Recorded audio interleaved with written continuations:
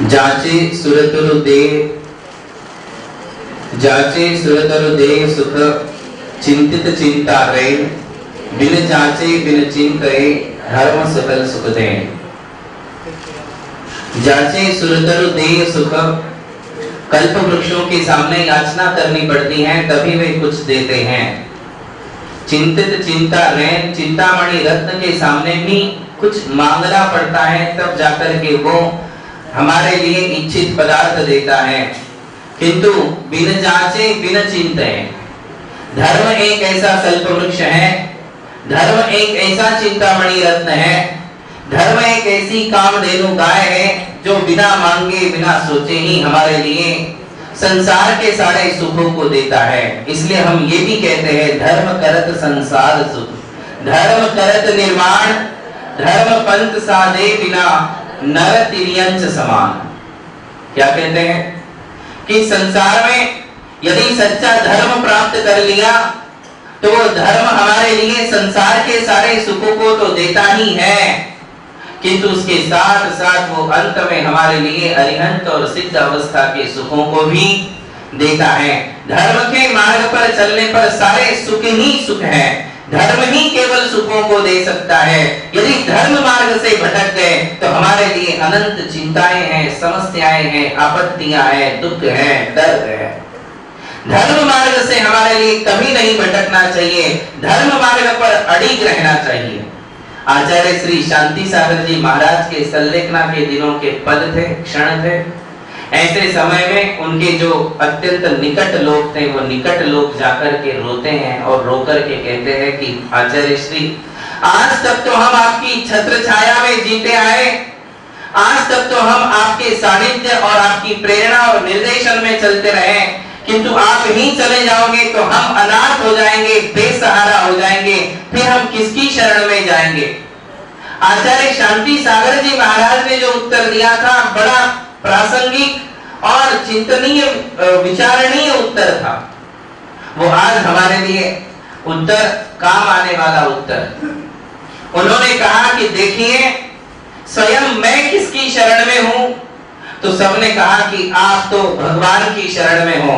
बोले बिल्कुल सही, मैं भगवान की शरण में हूं, मैं भगवान के द्वारा कहे हुए धर्म की शरण में हूं, और जिसकी शरण में मैं हूं उन्हीं की शरण में तुम भी चले जाओ तो फिर तुम्हारे लिए मेरी आवश्यकता नहीं पड़ेगी, तुम भी उसी की शरण में जाओ। मैं धर्म की शरण में हूं, और जो व्यक्ति के नहीं धर्म की शरण में चला जाएगा।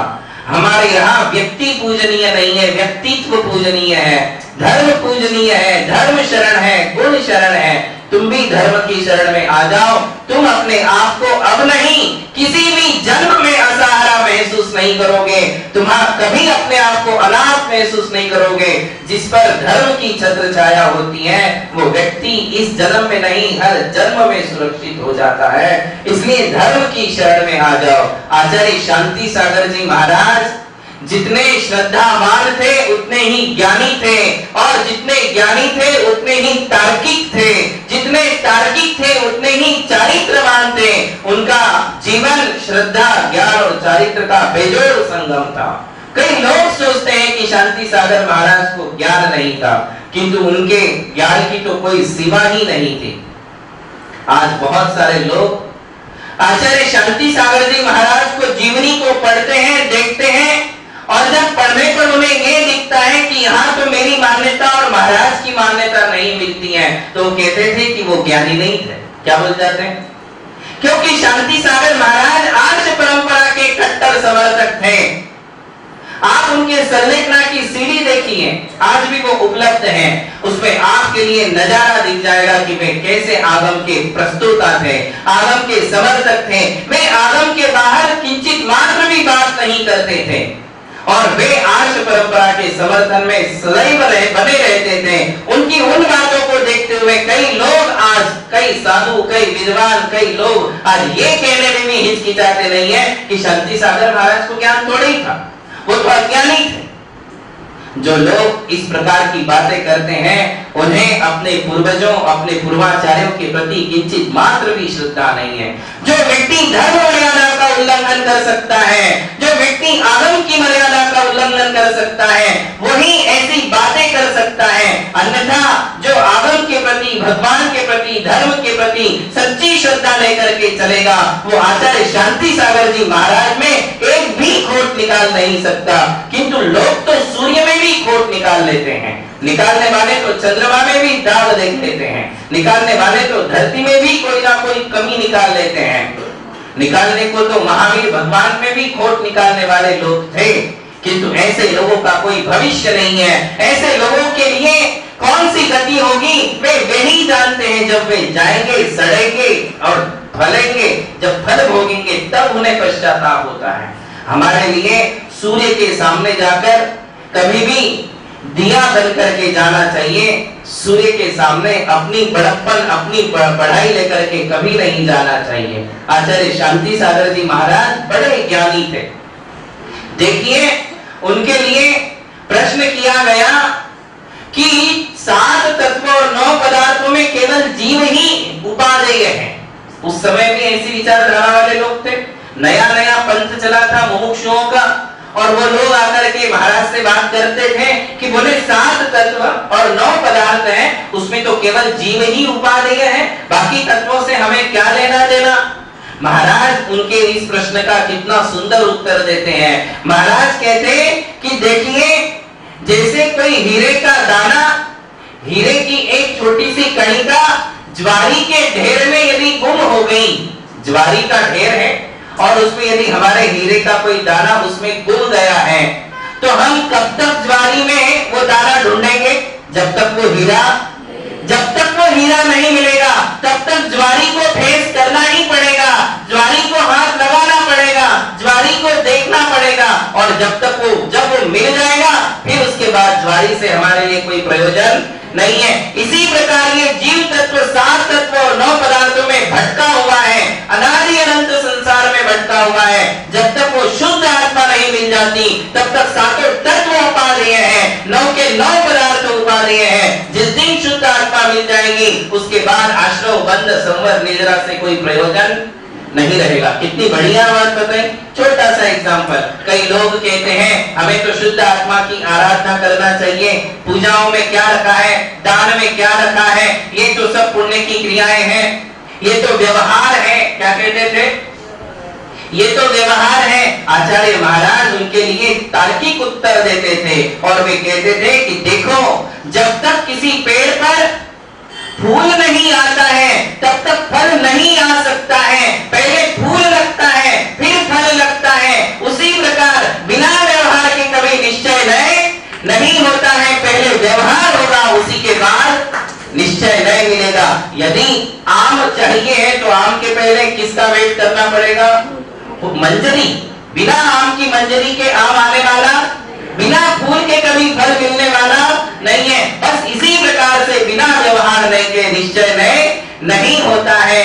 बिना व्यवहार के, बिना आराधना के, बिना तपस्या किए, बिना पूजा किए, बिना हमारे संयम पाले शुद्ध आत्मा मिलने वाला नहीं है। बताइए, क्या कोई अनपढ़ गवार व्यक्ति ऐसे उत्तर दे सकता है? दे सकता है? जिसने आगम का गूढ़ अध्ययन किया है, ऐसा ही व्यक्ति इतने सुंदर और तार्किक उत्तर दे सकता है, अन्यथा और कोई नहीं दे सकता है। आचार्य शांति सागर जी महाराज में ऐसी प्रतिभा थी। वे धर्म मार्ग का समर्थन करते थे और वे कहते थे कि धर्म ही इस संसार से तारने वाला है। हमारी भी धर्म भावना ही चल रही है। और कल तक आपने बताया था कि गृहस्थ धर्म और मुनि धर्म 2 प्रकार का है। शांति सागर महाराज ने मुनि धर्म क्या होता है इस संसार के लिए दिखाया। मुनियों का अंतरकाल नहीं पड़ा था। मुनि तो थे किंतु दक्षिण में थे, उत्तर भारत में मुनि नहीं दिखते थे। आचार्य शांति सागर जी महाराज ने यह बीड़ा उठाया कि मैं उन प्रांतों में जाकर के मुनि मार्ग का प्रद्योतन करूंगा जिन प्रांतों में कभी साधु संतों को देखा नहीं गया है। जैन समाज है, जैन मंदिर है, जिनवाणी पढ़ने वाले हैं, किंतु मुनियों को देखा नहीं है। जब तक मैं वहां नहीं जाऊंगा तब तक मुनि मार्ग का उद्योतन इस संसार में नहीं होगा। और उन्होंने कठिन परिश्रम सहते हुए गालियों को झेला, पत्थरों को झेला, लोगों के कटु वचनों को झेला, सबका विरोध सहा, और ये सब सहते हुए उन्होंने दक्षिण से लेकर सीधे दिल्ली तक की पूरी यात्रा की, समय शिखर की यात्रा की, पूर्व पश्चिम उत्तर दक्षिण चारों कोनों को छूने वाला यदि कोई पहला साधु था तो वो केवल आचार्य शांति सागर जी महाराज। आज तो बहुत सहज हो गया है, आज तो देश की हर राजधानी साधुओं से भरी है। दिल्ली ले लो, मुंबई ले लो, कलकत्ता ले लो, भोपाल ले लो, जयपुर ले लो, अहमदाबाद ले लो, बेंगलोर ले लो, हैदराबाद ले लो, चेन्नई ले लो, कौन सी राजधानी है जहां आज दिगंबर जैन साधु नहीं जाता है? और वो यदि वहां पहुंचा है तो वो केवल आचार्य शांति सागर जी महाराज के कारण पहुंचा है, वरना देश की किसी राजधानी में साधुओं के लिए प्रवेश नहीं था। आचार्य शांति सागर जी महाराज ने धर्म और गृहस्थ धर्म दोनों का प्रभावनात्मक ढंग से पूरे देश में फैलाया, पूरे देश में धर्म को फैलाने का काम किया। असंख्य नर नारियों को उन्होंने क्षुद्र दल के त्याग दिए, अभिषेक का नियम दिया, पूजाओं का नियम दिया और करीब करीब 10 मुनि बनाए, 15 शुल्लक बनाए, 4 माताजियों को उन्होंने दीक्षा दी। उस जमाने में 25-30 त्यागियों का संघ लेकर के उन्होंने देश भर में विहार किया था। एक से एक साधु उन्होंने बनाए, एक से एक साधु। वीर सागर जी महाराज पहली दीक्षा दी, उन्होंने राजस्थान में धर्म का डंका बजाया। ये कुंतु सागर जी महाराज को उन्होंने दीक्षा दी, गुजरात में उन्होंने डंका बजाया। पाय सागर जी महाराज को दीक्षा दी, कर्नाटक में उन्होंने डंका बजाया। चंद्र सागर जी महाराज को दीक्षा दी, मध्य प्रदेश में उन्होंने डंका बजाया। नेमी सागर जी महाराज को दीक्षा दी, बंबई में उन्होंने डंका बजाया। हर देश में, हर प्रांत में उनके साधु संघों ने जा करके धर्म की प्रभावना की। आज बंबई में यदि धर्म की इतनी महती प्रभावना दिखाई दे रही तो किसकी वजह से? शांति सागर महाराज की वजह से। नेमी सागर आए कहां से? कहां से आए? आचार्य शांति सागर जी महाराज ने उनके लिए दीक्षा दी, उन्हें योग्य बनाया और योग्य बनाया, इसलिए आज इतनी मुंबई में प्रभावना हुई। तो ये जो है साधु संतों के उपकार हैं। पूर्वाचार्यों ने तो हमारे ऊपर उपकार किया ही है, उनके उपकारों को विस्मृत नहीं कर सकते हैं, किंतु इस धर्म के तीर्थ को आगे बढ़ाने का काम यदि किया है आचार्य शांति सागर जी महाराज ने। तीर्थंकर तो धर्म के प्रवर्तक होते हैं। कौन होते हैं? धर्म के प्रवर्तक, धर्म के नेता होते हैं। वे अनादि निधन धर्म का ही उपदेश देते हैं, नया उपदेश कुछ नहीं देते हैं। और उसी उपदेश को केवल ज्ञान से जानकर, धर्म को जानकर अपने गणधरों तक पहुंचाते हैं, गणधर अपने आगे की पीढ़ियों को पहुंचाते हैं। फिर पूर्वाचार्यों ने हम तक वो धर्म पहुंचाया और वो धर्म आज हमारे तक है। इस बीच में जैसे भगवान महावीर, गौतम गणधर, भद्रबाहु, श्रुतकेवली पूर्वाचार्यों के योगदान है, उसी कड़ी में यदि सबसे ज्यादा योगदान उनके बाद में है तो वे आचार्य शांति सागर जी महाराज के योगदान है, जिनके कारण आज हम ये धर्म सीख रहे हैं, धर्म समझ रहे हैं, धर्म का पालन कर रहे हैं। बिना धर्म के हमारे लिए शांति मिलने वाली नहीं है। तो कल आपके लिए बताया था कि गृहस्थ धर्म और मुनि धर्म 2 प्रकार का है, और जब कल ये बताया गया कि दान, पूजा, शील और उपवास ये 4 प्रकार का गृहस्थ धर्म है, तो ये बताने के बाद किसी सज्जन ने आकर के पूछा कि महाराज हमारे यहाँ तो कहते हैं अहिंसा परमो धर्म है, ये कहां से दान, पूजा, शील, उपवास आ गया? अहिंसा परम धर्म है। मैंने कहा कौन से शास्त्र में लिखा है? ये अहिंसा परमो धर्म। जैसे परस्परोपद्रवो जीवानाम पढ़ा है ना आपने? किस में पढ़ते हो? तत्वार्थ सूत्र में पढ़ा। मैंने कहा ये सूत्र कहाँ पढ़ा? बोले ये तो नहीं पता। मैंने पता नहीं, तुम पता करो। उसने पता किया, किसी भी शास्त्र में नहीं है। मालूम पड़ा अहिंसा परमो धर्म। ये जो शब्द है, शब्द, ये जो सूत्र है वो व्यास के द्वारा रचित महाभारत का है, हिंदू ग्रंथ से आया हुआ है कि अहिंसा परमो धर्म। हमारे यहाँ अहिंसा परम धर्म है ऐसा एकांत नहीं है। हमारे यहाँ धर्म है सम्यक दर्शन, सम्यक ज्ञान, सम्यक चारित्र। देखिए रत्नकरंडक, सदृष्टि ज्ञान वृत्तानि धर्मम धर्मेश्वरा विदु। धर्म के नेता तीर्थंकरों ने धर्म किसे कहा? तो बोले सम्यक दर्शन, ज्ञान और चारित्र, इन तीनों की एकता धर्म है। केवल अहिंसा धर्म नहीं है। धर्म का प्रारंभ तो श्रद्धा से होता है। किससे होता है? श्रद्धा से धर्म का प्रारंभ होता है, अहिंसा से नहीं। अहिंसा तो मुनियों का धर्म है, किसका है? और श्रावक जो अहिंसा पालता है वो स्थूल अहिंसा पालता है। जैसे कि कत्ल खाना में जाने वाले पशुओं को बचाना, जैसे कि अभी अभी बताया कि आचार्य शांति सागर महाराज बैल के ऊपर कैसे दया करते थे, पक्षियों के ऊपर कैसी दया करते थे, उनको कैसे दाना खिलाते थे, बैल की जगह कैसे वो स्वयं मोट हाँकते थे और पानी निकाल लेते थे। ऐसी दया गृहस्थों के लिए होती है। शेष जितनी भी दया है वो मुनियों के लिए है। किसके लिए? मैंने कहा तुम्हें इसमें तकलीफ क्या है? बोले दान पूजा शील उपवास, दान और पूजा में तो बहुत हिंसा होती है महाराज, वो कैसे धर्म हो सकता है? मैंने कहा प्रश्न तुम्हारा अजीब है, बहुत बढ़िया प्रश्न है, और यही प्रश्न वीरसेन आचार्य ने जय धवला में किया। कौन से ग्रंथ में? जय धवला ग्रंथ में वीरसेन आचार्य ने कहा कि दान करने से, पूजा करने से, शील और उपवास का पालन करने से जीव वध अवश्य होता है। बिना जीव वध के, जीव हिंसा के चारों ही धर्म नहीं पल सकते। कैसे? तो बोले देखिए, उन्होंने कहा कि अग्नि खोदे के, अग्नि जलाए बिना, पृथ्वी खोदे बिना, घास काटे बिना जिन मंदिर का निर्माण नहीं हो सकता है। क्या कहा?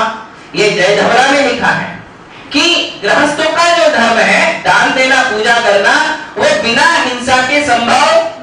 भाई तीर्थ यात्रा करोगे तो हिंसा होगी कि अहिंसा? बताइए जरा। मुनि महाराज बंबई से शिखर जी जाएंगे तो कैसे जाएंगे?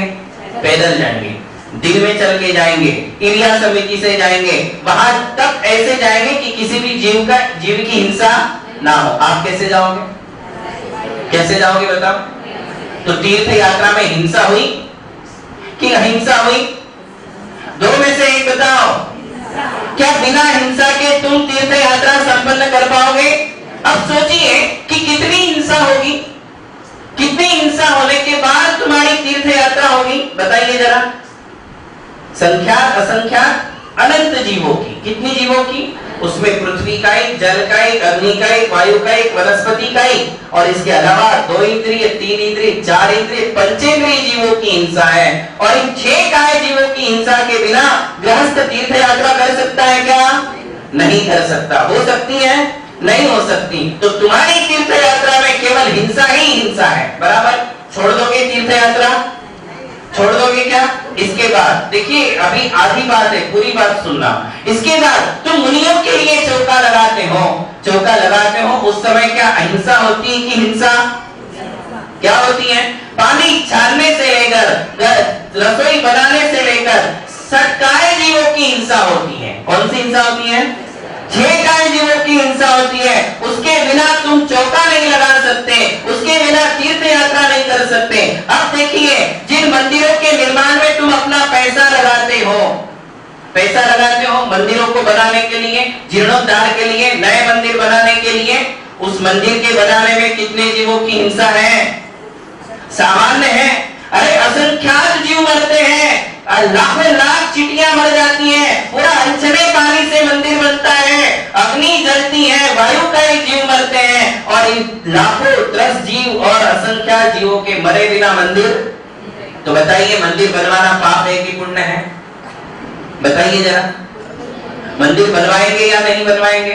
प्रश्न है, और ये बहुत प्रासंगिक है। आज हमारे समाज में जो भ्रांतियां पैदा हुई हैं और जो दिमाग में उलझने पैदा की गई हैं, ये तुमने पैदा नहीं की, ये चंद नेताओं ने, चंद पंडितों ने, धर्म के विरोधियों ने तुम्हारे दिमाग में ये अलग अलग बातें भर दी, अलग अलग मिथ्या मान्यताएं भर दी, और तुम्हारे दिमाग में भी यही आता है, फूल चढ़ाओ क्या? हिंसा हो जाएगी। अभिषेक करूं क्या? हिंसा हो जाएगी।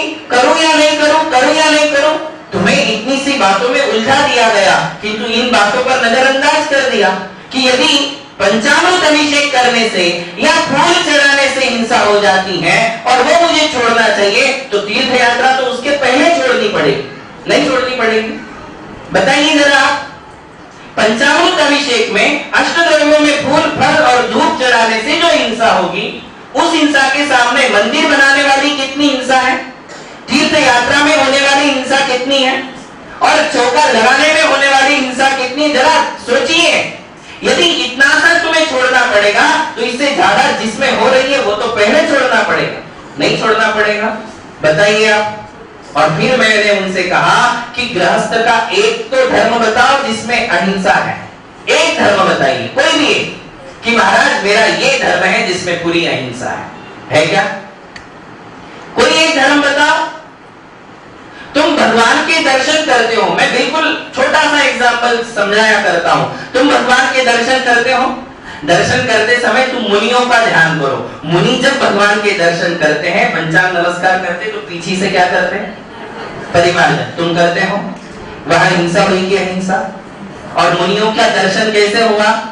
अहिंसा पूर्वक। मुनि महाराज ने भी दर्शन किए, तुमने भी दर्शन किए, किंतु तुम्हारे लिए वहां हिंसा हुई और मुनि के लिए हिंसा नहीं हुई। अब आप बताइए कि जब देव दर्शन विधि में भी तुम्हारी अहिंसा नहीं है, तुम घर से मंदिर तक आते हो, गाड़ियों में बैठ करके आ जाते हो, वहां तुम्हारे लिए अहिंसा नहीं है, तो फिर तुम क्यों हिंसा और अहिंसा के विकल्प में पड़े हो? अब उत्तर देखिए, इसका उत्तर क्या है? प्रश्न ये है कि तीर्थ यात्रा में, जिन मंदिर के बनाने में या चौका लगाने में, दर्शन करने में, अभिषेक पूजन में, शास्त्र छपाने में हिंसा तो है ही, तो क्या ऐसा धर्म हमें छोड़ देना चाहिए? उस गृहस्थ ने यही प्रश्न किया, उस सज्जन ने, कि दान और पूजा में तो हिंसा ही हिंसा है, तो क्या छोड़ देना चाहिए? मैंने कहा यदि तुमने दान पूजा छोड़ दी, समझ लो, तो क्या करोगे? क्या बनोगे? घर में तुम सफेद साड़ियां पहन लोगे, तुम कपड़े उतार दोगे। मुनि महाराज और माता जी तो बनने से रहे, महाराज माता जी भी नहीं बन पाए, प्रतिमाधारी भी नहीं बन पाए, और जो तुम्हारा धर्म है वो भी तुमने छोड़ दिया, तो तुम्हारा शुद्धोपयोग भी गया, शुभोपयोग भी गया। अब कौन से उपयोग में आ जाओगे? विषय वासनाएं नहीं छोड़ी, पति पत्नी ने एक दूसरे का त्याग नहीं किया, ब्रह्मचर्य नहीं पाला, व्यापार नहीं छोड़ा, अशुभ तो जो का त्यों बना है, क्या छोड़ा? शुभ को छोड़ा। बोले दान नहीं देना पाप लगता, तीर्थ यात्रा पाप लगता, मंदिर बनाना पाप लगता, फूल चढ़ाना पाप लगता, अभिषेक में पाप लगता।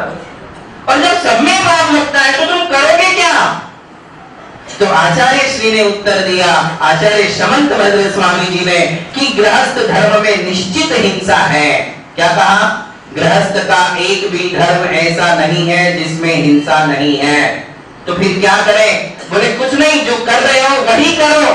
क्यों करो? तो बोले इसमें देखो क्या सिद्धांत है। आचार्य कहते हैं कि तुम्हारे द्वारा धर्म में जो भी हिंसा होती है वो आरंभी हिंसा है। कौन सी हिंसा है? संकल्प हिंसा नहीं है। कौन सी हिंसा है? संकल्प हिंसा का अर्थ होता है कि इंटेंशन, कि मैं इस जीव को मारता हूं, ऐसा सोच के मारना, ये कौन सी हिंसा है? संकल्प हिंसा।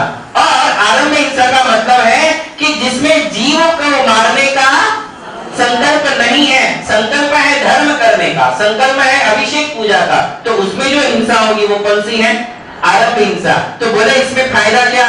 आचार्य कहते हैं कि जो गृहस्थ केवल अभिषेक पूजन करता है, तीर्थ यात्रा करता है, उसमें असंख्यात जीवों की हिंसा होते हुए भी उस क्रिया के द्वारा जो पुण्य कमाता है वो पुण्य समुद्र के पानी बराबर। समझ रहे? तीर्थ यात्रा की, उसमें असंख्यात जीव मरे, किंतु तीर्थ यात्रा के कारण जो पुण्य तुमने संचित किया वो पुण्य कितना है? वो पुण्य समुद्र के पानी जितना। और वो जो अनंत या असंख्यात जीव मरे, लगने वाला पाप उस समुद्र के पानी के सामने जहर की एक बूंद। कितनी है? जहर की एक बूंद। ये प्रपोर्शन हमेशा ध्यान रखना। यदि ये प्रपोर्शन ध्यान में रहेगा तो तुम्हें कहीं भी हिंसा और अहिंसा का विकल्प, बात समझ में आई? हिंसा और अहिंसा का विकल्प गृहस्थ धर्म में है ही नहीं। जो लोग मंदिर में आकर के हिंसा हिंसा चिल्लाते हैं वे पापी हैं, मिथ्या दृष्टि है, वे नरकगामी हैं। जो मंदिर में आकर भगवान की भक्ति में हिंसा देखते हैं और लोगों को बहलाते हैं, लोगों को भटकाते हैं कि इसमें हिंसा है, इसमें हिंसा है, हवन करना छोड़ा? हवन नहीं छोड़ा। पंचकल्याणक छोड़े? पंचकल्याणक में पंडाल गाड़े जाएंगे, गजरत चलाए जाएंगे, हाथी चलाए जाएंगे, क्या बिना हिंसा के होगा? विधान छोड़े? नहीं छोड़े। गौशालाओं का निर्माण करना छोड़ा? क्या उसमें हिंसा है कि हिंसा है? सब जगह तो हिंसा है। तुमने कुछ नहीं छोड़ा, केवल लोगों से छुड़वाया अपनी अहंकार की पुष्टि के लिए, अपने पंथ को चलाने के लिए, कि फूल छोड़ दो, पंचामृत छोड़ दो, तुम सही हो। क्यों भाई, क्यों छोड़ दो? यदि पूर्वाचार्यों ने इसका आदेश दिया है कि गृहस्थ जब भी अभिषेक करे 5 अमृतों से करे, वो किसने कहा? पूर्वाचार्यों ने कहा, अपने मन से नहीं। मुनि महाराज नग्न क्यों रहते हैं? मुनियों को नग्नता क्यों बताई? क्यों रहते? अपने मन से रहते हैं कि भगवान की आज्ञा है? भगवान की आज्ञा है कि मुनियों ने नग्न ही रहना। ऐसे ही हर धर्म की आज्ञा किसने दी है? भगवान ने दी, पूर्वाचार्यों ने दी, शास्त्रों में लिखा है। हम अपने मन से कुछ नहीं करते। इसलिए एक बात ध्यान रखना, गृहस्थ धर्म का वर्णन करते हुए श्रावकाचारों में और पुराणों में स्पष्ट रूप से उल्लेख है कि नित्य अभिषेक जो भी होगा वो पंचामृतों से होगा और पूजाएं जो होगी वो अष्ट द्रव्य से होगी और वो द्रव्य यथा नाम चढ़ाए जाएंगे, चाहे जल हो, चंदन हो, अक्षत हो, पुष्प हो, नैवेद्य, दीप, धूप, फल हो। कितनी सामान्य बात है। तुम जल से अभिषेक और जल से पहली पूजा करते हो। वो जल कौन सा जीव है? बताओ भाई साहब, जल कौन सा जीव है? जल का एक जीव है। कौन सा है? और जल का एक जीव में असंख्यात जल का एक जीव होते हैं। कितने होते हैं? असंख्यात। उनको तुम छानते हो, गर्म करते हो तो सारे जल का एक जीव मर जाते हैं, बराबर। और उसी से तुम अभिषेक करते हो। क्या बिना हिंसा के जल मिला? मिला क्या? नहीं मिला। तो जब तुम्हारे लिए जल में अहिंसा दिख रही, जल में हिंसा नहीं दिखी, अब ये बताओ दूध कितने इंद्रिय जीव है? घी कितने इंद्रिय जीव है? दही कितने इंद्रिय जीव है? अरे वो जीव ही नहीं है।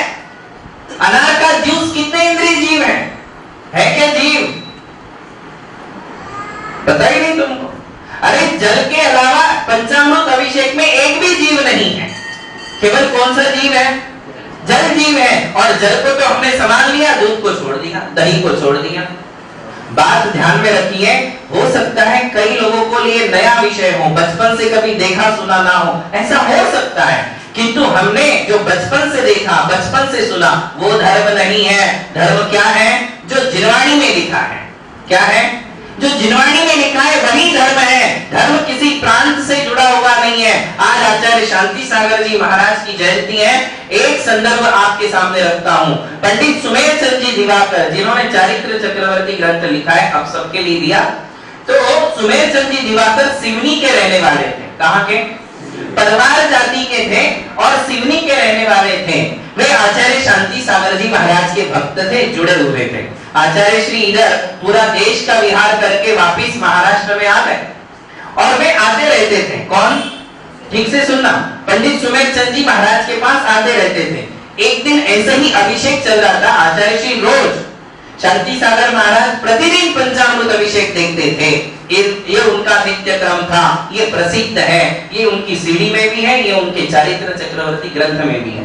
वो रोज अभिषेक देखा करते थे संघ के साथ। एक दिन उन्होंने देखा कि पंडित जी आए तो है, अभिषेक नहीं कर रहे। ये उन्होंने देख लिया, भाग लिया, हालांकि उनको पता था। फिर भी उन्होंने कहा कि पंडित जी कपड़े पहन लीजिए, आइए अभिषेक कर लीजिए। उन्होंने कहा महाराज मेरे पास 16 नहीं है। क्या कहा? बोले 16 नहीं है, उसकी व्यवस्था जमा देंगे, मिल जाएगी, आप 16 पहन लीजिए। बोले नहीं नहीं, अभी मैंने स्नान नहीं किया। बोले स्नान भी हो जाएगा, आप अभिषेक करिए, ये तो गृहस्थ का धर्म है। फिर धीरे से उन्होंने कहा आचार्य श्री हम आपसे कुछ चर्चा करेंगे, शंका समाधान करेंगे, उसके बाद करेंगे। तो आचार्य श्री ने अभिषेक देखा, सब गंदो रख लिया, उसके बाद बैठे, पंडित जी बैठे, शास्त्र स्वाध्याय प्रारंभ होगा। आचार्य श्री ने कहा क्या है भाई, बात बताइए। बोले नहीं नहीं, ऐसा है कि ये इसमें हमारे लिए ऐसे ऐसी शंकाएं हैं कि आजकल दूध, दही, घी ये तो शुद्ध नहीं मिलता। पहले तो उन्होंने कहा इसमें हिंसा का दोष लगता है। क्या कहा? हिंसा का दोष। आचार्य श्री ने जितने शास्त्र थे सारे शास्त्र सामने रखे और कहा कि क्या हमारे पूर्वाचार्य हिंसा के समर्थक थे? यदि इसमें दोष था, हिंसा थी, तो आचार्य श्री क्यों लिखते? हरिवंश पुराण में क्यों लिखा पंचामृत अभिषेक? आदि पुराण में क्यों लिखा? पद्म पुराण में क्यों लिखा? सारे चरित्र वर्णों में क्यों लिखा? वसुनंदी श्रावकाचार्य में क्यों लिखा? ये सब जगह गृहस्थों के लिए कहा कि ऐसा ही अभिषेक और ऐसी ही पूजा होगी।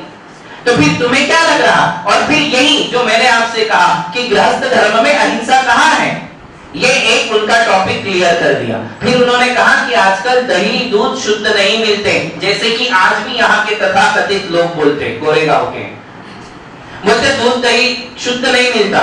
मैंने कहा कैसे शुद्ध नहीं मिलता? आचार्य श्री ने कहा शुद्ध कैसे नहीं मिलता?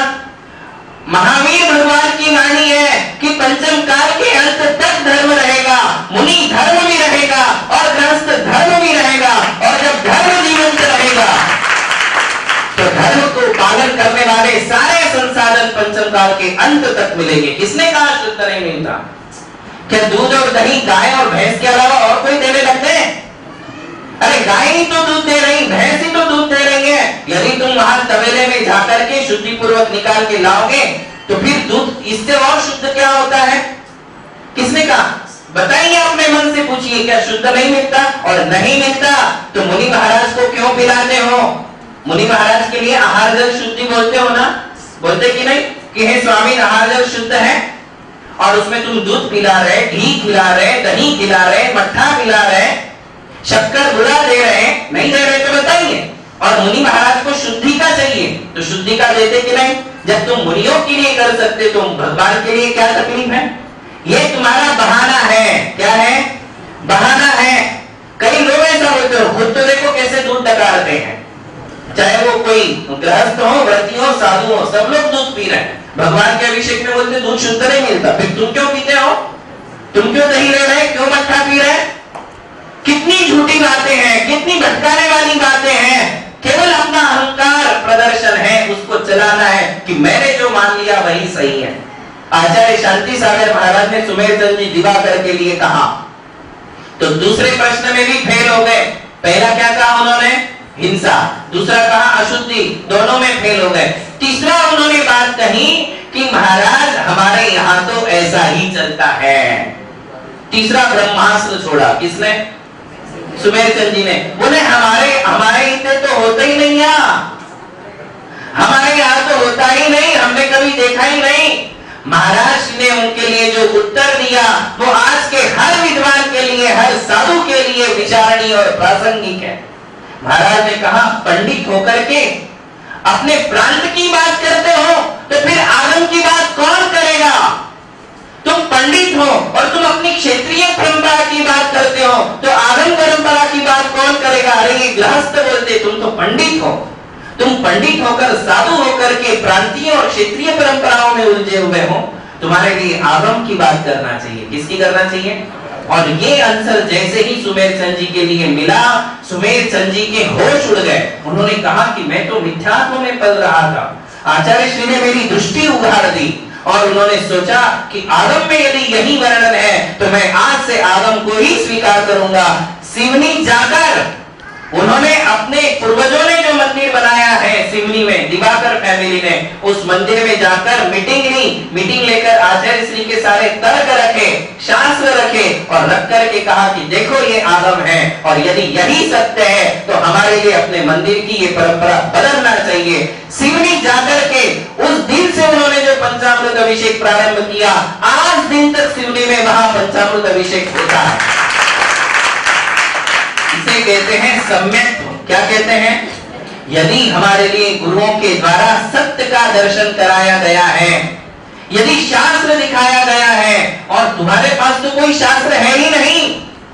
मैं फिर एक बार कहता हूं, जैसे महिला अभिषेक के दौरान आपके लिए कहा था, ऐसे आज और एक बार कहता हूं कि यदि कोई आगम तुम्हारे लिए मिल जाए 16वीं शताब्दी तक का, 1600 साल में पूर्वाचार्यों ने शास्त्र लिखे हैं और वहां तक के किसी एक ग्रंथ में तुम्हें ये उल्लेख मिल जाए कि पंचामृत अभिषेक से दोष लगता है या फूल नहीं चढ़ाना चाहिए, नैवेद्य में पके हुए अन्न को नहीं चढ़ाना चाहिए, पकवान नहीं चढ़ाना चाहिए, फल फूल नहीं चढ़ाना चाहिए, ऐसा एक भी शास्त्र मिल जाए, क्योंकि ऐसे शास्त्र तो बहुत है जिसमें ये सब चढ़ाने का उल्लेख है।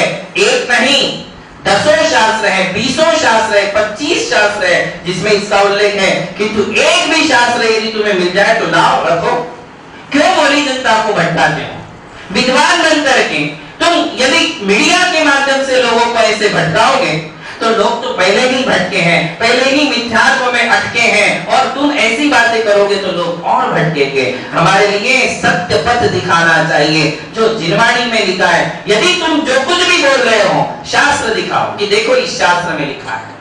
तर्कणाएं मत दो, कुतर्क के जाल में लोगों को मत फंसाओ। शास्त्र में यदि लिखा है तो वही बात करो जो शास्त्र की बात करता है, वही सम्यक दृष्टि है। और जो शास्त्र के आधार से अपनी चर्या बनाता है वही सम्यक दृष्टि है। आप बताइए आपको तर्क कैसे लगे?